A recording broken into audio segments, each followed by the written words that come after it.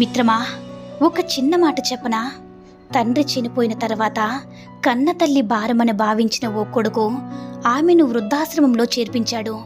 వచ్చే పెన్షన్ డబ్బును వృద్ధాశ్రమానికి నెల నెలా కట్టేవాడు. ఖాళీ దొరికి తనకు మనసు పుట్టినప్పుడు ఏ అమావాస్యకో ఒకసారి చూడ్డానికి వచ్చేవాడు. అలా కొన్ని ఏళ్లు గడిచాయి. ఒకరోజు ఆశ్రమం నుంచి అతనికి ఫోన్ వచ్చింది.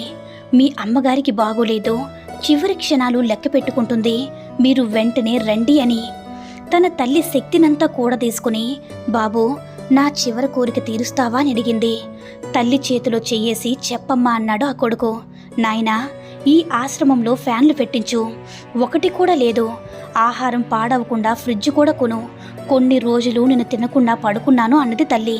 అమ్మా, ఇన్ని రోజుల నుంచి ఇక్కడ ఉన్నావు కదా, నేను చాలాసార్లు నిన్ను చూడడానికి వచ్చాను, ఇప్పుడెందుకు చెప్తున్నావని అడిగాడు కొడుకు. బాబూ, నేను ఎలాగో వేడిని, ఆకలిని, బాధని తట్టుకున్నాన్రా. కానీ రేపు నీ పిల్లలు నిన్ను ఇక్కడే చేరిస్తే తట్టుకోలేవురా నాన్న అని చెప్పింది. మిత్రమా, ఎప్పుడు కూడా మనల్ని ప్రాణమని భావించిన తల్లిదండ్రుల్ని ఎప్పుడూ నిర్లక్ష్యం చేయకండి. పూజలు చెయ్యకపోయినా పర్వాలేదు, కానీ తల్లిదండ్రులు మాత్రం ఎప్పుడు కూడా నిర్లక్ష్యం చేయొద్దు మిత్రమా. తప్పు ఎవరిదైనా కావచ్చు. ఒక మాట తగ్గి బ్రతకడంలో ఉన్న ఆనందం 1000 మంచి మాటలతో సమానం మిత్రమా. నోరు ఉంది కదని పదే పదే ఎదుటి వాళ్ళని బాధపడేలా మాట్లాడుకో. ఒక్కసారి వారు దూరమైతే తెలుస్తుంది ఆ బాధేంటో. మిత్రమా, కష్టం మనకు మాత్రమే కనిపించే దెయ్యం లాంటిదే. దాని గురించి ఎవరికి ఎంత చెప్పినా నమ్మాలనిపించదు. అదుగో అక్కడుందని చూపించినా కనిపించదు.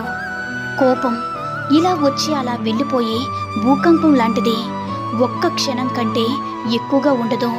అది చేసే నష్టం మాత్రం మామూలుగా ఉండదు. జీవితం ఒక రైలు ప్రయాణం లాంటిది. మొదట్లో అందరూ మనతోనే ఉన్నట్లు ఉంటుంది. ముగిసేలోపు ఒక్కొక్కరు దిగిపోతూ ఉంటే మన కోసం ఎవరూ ఆగరు అన్న నిజం తెలిసిపోతూ ఉంటుంది. కోపం, కష్టం, జీవితం, ఈ 3 మనవే, కానీ మన అదుపులో ఎప్పుడు కూడా ఉండవు మిత్రమా. మన మాట ఎప్పుడూ వినవు, మనకి ఏవి చెప్పి రావు. కాదంటారా? ఎవరు నిన్ను బాధ పెట్టారని వాళ్ళు తిరిగి బాధ పెట్టాలని ఎప్పుడు కూడా కోరుకోక మిత్రమా. తెలియక బాధ పెడితే క్షమించు, తెలిసి బాధ పెడితే తీర్పు కాలానికి అప్పగించు. నువ్వు మాత్రం ప్రశాంతంగా జీవించు మిత్రమా. ఒకటి గుర్తించుకో మిత్రమా, ఏడిస్తే ఈశ్వరుడే రాడు. ఒక్కసారి నవ్వి చూడు, ఈర్ష్యతో ఎంతమంది వస్తారో ఆ నవ్వు పోగొట్టడానికి. అర్థమైందనుకుంటా. మనసుకు నచ్చినప్పుడు ఒకలా, నచ్చినప్పుడు మరోలా ఉండేవారికి అనుబంధం గురించి తెలియదు. అవునా? సహనం మంచివారి దగ్గర ఉంటుంది, కోపం చెడ్డవారి దగ్గర ఉంటుంది, ప్రేమ మంచి మనసున్న వారి దగ్గర ఉంటుంది, గర్వం అసూయపరుల వద్ద ఉంటుంది, జ్ఞానం భగవంతుని నమ్మేవారి దగ్గర ఉంటుంది. బంధాలు ఎప్పుడు కూడా బలమైనవే, స్వార్థాలే వాటిని బలహీనపరుస్తూ ఉంటాయి మిత్రమా. ఈ ఒక్క మాట గుర్తుపెట్టుకో మిత్రమా. నీ దారిలో ముళ్ళు ఉన్నాయని పైన మాపకు, లక్ష్యం దూరమవుతుంది. నీపై విమర్శలను ఆశీర్వాదాలుగా, నిన్ను అవహేళన చేసిన వాళ్ళే నీకు సలం కొట్టేలా, నిన్ను వెక్కిరించిన వాళ్ళ అహం దెబ్బతినేలా ఉండాలి. ఆస్తి, అంతస్తు లేదనే ఆలోచన వదిలే, ఆత్మవిశ్వాసం అనే ఆయుధంతో ముందడుగు వెయ్యు. 1 నెల లేట్ అవ్వచ్చేమో, కానీ విజయం వచ్చి నీ కాళ్ళ ముందు ఉంటుంది. నిన్ను వెక్కిరించిన వాళ్ళు ముక్కును వేలేసుకుంటారు. అది గెలుపంటే. వెక్కిరింతలు చూసి వెనక్కిపోతే తర్వాత ధిక్కరించిన ఫలితం ఉండదు మిత్రమా. కార్యశక్తి కంటే కష్టాలను భరించే శక్తి గణించలేనంత గొప్పది. ద్వేషానికి ఉన్న శక్తి కంటే ప్రేమకు ఉన్న శక్తి అనేక రెట్లు ప్రభావవంతమైనది మిత్రమా. నీతో ఉన్నవారు నిన్ను ఎందుకు కలిసామనేలా ఎప్పుడూ బ్రతకూడదు. నిన్ను విమర్శించిన వారు కూడా నిన్ను ఎందుకు వదులుకున్నామనేలా బ్రతకాలి. అర్థమైందనుకుంటా. అందరినీ ఒప్పించాలని చూడడం, అందరికీ నచ్చాలని కోరుకోవడం, అందరికంటే నేనే గొప్ప అని అనుకోవడం అవివేకం, అజ్ఞానం, అల్పత్వం. కాదంటారా?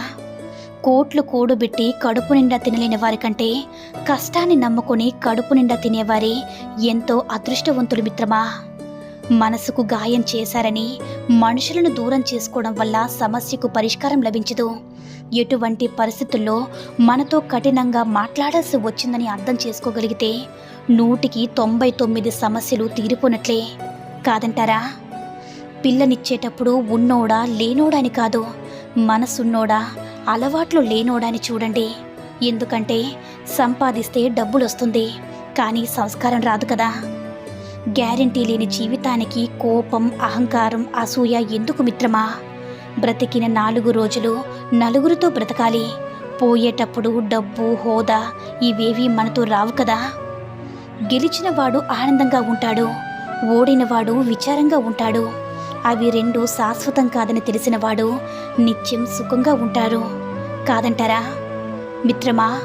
దానగుణం కలవారు పేదవారవ్వడం, ధనవంతులు పిసినుగొట్టులవ్వడం, పాపాత్ములు దీర్ఘాయుష్ కలిగి ఉండడం, పుణ్యాత్ములు అల్పాయుష్కులై మరణించడం, హీనబుద్ధి కలవారు అధిపతులవ్వడం, మంచివారు సేవకులవ్వడం, ఈ 6 గుణాలు కలియుగంలో ప్రబలంగా కనిపిస్తాయి.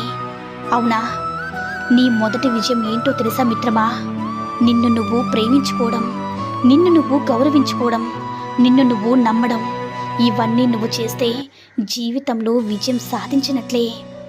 చెడుని ప్రశ్నించడం నేర్చుకో, మంచిని అభినందించడం నేర్చుకో. అది నీలోని మంచిని పెంచుతుంది, చెడుని తొలగిస్తుంది. వినేటప్పుడు వినయంతో వినాలి మిత్రమా. మాట్లాడేటప్పుడు మర్యాదతో మాట్లాడాలి. అడిగేటప్పుడు ఆప్యాయతతో అడగాలి. సమాధానం చెప్పేటప్పుడు సంస్కారంతో చెప్పాలి మిత్రమా. మంచి మనుషులు వీధి దీపాల్లాంటి వారు. వారి వల్ల నడిచే దూరం తగ్గదు గాని దారంతా వెలుతురు ఉంటుంది. అందువల్ల తేలిగ్గా గమ్యాన్ని చేరుకోవచ్చు. అవునా? మనం ఎంత మంచిగా ఉన్నా ఎవరో ఒకరి కథలో చెడ్డవాళ్ళమే. కాబట్టి ఇతరులకు నచ్చాలని నటిస్తూ బ్రతకడం కన్నా మనకు నచ్చినట్లు బ్రతికేయడమే మంచిది మిత్రమా. మనం ఒకరికి సంతోషాన్ని ఇవ్వలేకపోయినా మనకి సంతోషాన్నిచ్చే వాళ్ళు లేకపోతే జీవితంలో ఎన్ని ఉన్నా ఏది ఉన్నా వృధా అని తెలుసుకో మిత్రమా. జీవితంలో కొన్నిసార్లు ఒంటరిగా నడవడం కష్టంగా ఉండవచ్చు, కానీ నిజానికి ఆ ఒంటరితనం నీకు జీవితం అంటే ఏంటో నేర్పిస్తుంది. కాదంటారా? వీచే పరిమళాన్ని బట్టి పూలపై ఇష్టం ఏర్పడినట్లు మనతో మాట్లాడే మాటలను బట్టి మనపై ఇతరులకి గౌరవం ఏర్పడుతుంది. కాబట్టి ఎవరితో అయినా సరే మాట్లాడేటప్పుడు గౌరవంగా వినయంగా ఉండు మిత్రమా. మనసును చూడరు, వ్యక్తిత్వాన్ని చూడరు. కనిపించింది వినిపించింది నమ్మేస్తారు, మాట అనిస్తారు. ఒక్కోసారి మన కళ్ళే మనల్ని మోసం చేస్తాయి, మరొకసారి చెప్పుడు మాటలు జీవితాన్ని తలకిందులు చేస్తాయి. కాబట్టి ఎప్పుడు కూడా జాగ్రత్తగా ఉండు మిత్రమా. విడిచిపెట్టాల్సిన 5 లక్షణాలు: 1. అందరినీ సంతృప్తి పరచాలని అనుకోవడం. 2. అనవసరంగా ఎక్కువగా ఆలోచించడం. 3. నిన్ను నువ్వే కించపరుచుకోవడం. 4. నీలో మార్పుకి భయపడ్డం. 5. గతంలో జీవించడం. ఈ 5 లక్షణాలు నువ్వు విడిచిపెట్టినట్లయితే నీ జీవితం ఉన్నత స్థానంలో ఉంటుంది మిత్రమా. మిత్రమా, మనల్ని వదిలేయాలి అనుకునే వాళ్ళు తప్పకుండా ఈ 3 పనులు చేస్తూ ఉంటారు. 1. మనతో మాట్లాడకుండా ఉండేందుకు కారణాలు వెతుకుతూ ఉంటారు. 2. మనకు ఇవ్వాల్సిన ఇంపార్టెన్స్ వేరే వాళ్ళకి ఇస్తారు. 3. మనమే వాళ్ళకి దూరం అయ్యేలా ఎప్పుడు కూడా బిహేవ్ చేస్తూ ఉంటారు. కాదంటారా? ఈ సూక్తుల్లో ఏ సూక్తి నచ్చిందో కామెంట్ చేయండి. ఈ వీడియో కనుక నచ్చినట్లయితే మరిన్ని వీడియోస్ కోసం మన ఛానల్ని సబ్స్క్రైబ్ చేసుకుని మాకు కొంచెం సపోర్ట్ చేయండి. ధన్యవాదాలు.